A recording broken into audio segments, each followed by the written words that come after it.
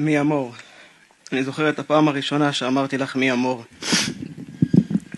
זה היה ממש בתחילת הקשר שלנו. אמרת לי לקרוא לך ככה רק אם אני יודע בוודאות שאני אוהב אותך, ולא להגיד סתם. אז לא אמרתי את זה כי לא רציתי שתחשבי שאני ממהר להגיד אני אוהב אותך. אז שירי, אני אגלה לך. אהבתי אותך כבר אז שאמרתי לך מי אמור. שירי, אני אוהב אותך ותמיד אוהב אותך. שירי, את הכל בשבילי. את האישה והאימא הכי טובה שיש. שירי, את החברה הכי טובה שלי. מישמיש, זה הכינוי שלך. מי יעזור לי לקבל החלטות עכשיו? איך אני אמור לקבל החלטות בלעדייך? את זוכרת את ההחלטה האחרונה שלנו בממ"ד? שאלתי אותך נלחמים או נכנעים? אמרת לי נלחמים, אז נלחמתי. שירי, אני מצטער שלא הצלחתי להגן עליכם. אם רק הייתי יודע מה יקרה, לא הייתי יורה. אני חושב על כל מה שעברנו ביחד, ויש כל כך הרבה זיכרונות טובים. אני זוכר את הלידות של כפיר ושל אריאל וכפיר. אני זוכר את הימים שהיינו יושבים בבית או בבית קפה לבד ומדברים הרבה. על הכל מהכל. זה היה כיף. אני מתגעגע לזה וזה חסר לי. שירי, הנוכחות שלך חסרה לי מאוד. אני רוצה לספר לך על כל מה שקורה פה בארץ ובעולם. שירי, כולם מכירים ואוהבים אותנו, את לא מבינה איזה הזוי כל הטירוף הזה. שירי, אנשים אומרים לי שהם תמיד יהיו לצידי, אבל הם לא את. אז בבקשה תישארי לידי ואל תלכי רחוק. שירי, זה הכי קרוב שאני אלייך מאז 7/10, ואני לא יכול לנשק אותך ולחבק אותך, וזה שובר אותי והורג אותי. שירי, בבקשה תשמרי עליי.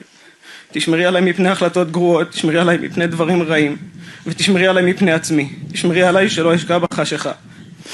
מישמיש, אני אוהב אותך. צ'וקי, זה אריאל. אתה הפכת אותי לאבא. אתה הפכת אותנו למשפחה. אתה לימדת אותי מה באמת חשוב בחיים ועל אחריות. ביום שנולדת אני בגרתי ברגע אחד בזכותך. אתה לימדת אותי כל כך הרבה על עצמי ואני רוצה להגיד לך תודה. אז תודה, אהוב שלי.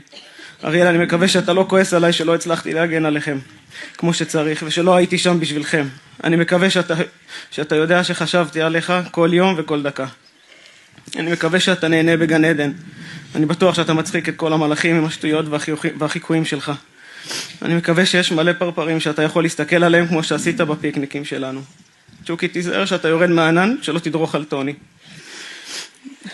תלמד כפיר את כל החיקויים שלך ותצחיק את כולם שם למעלה.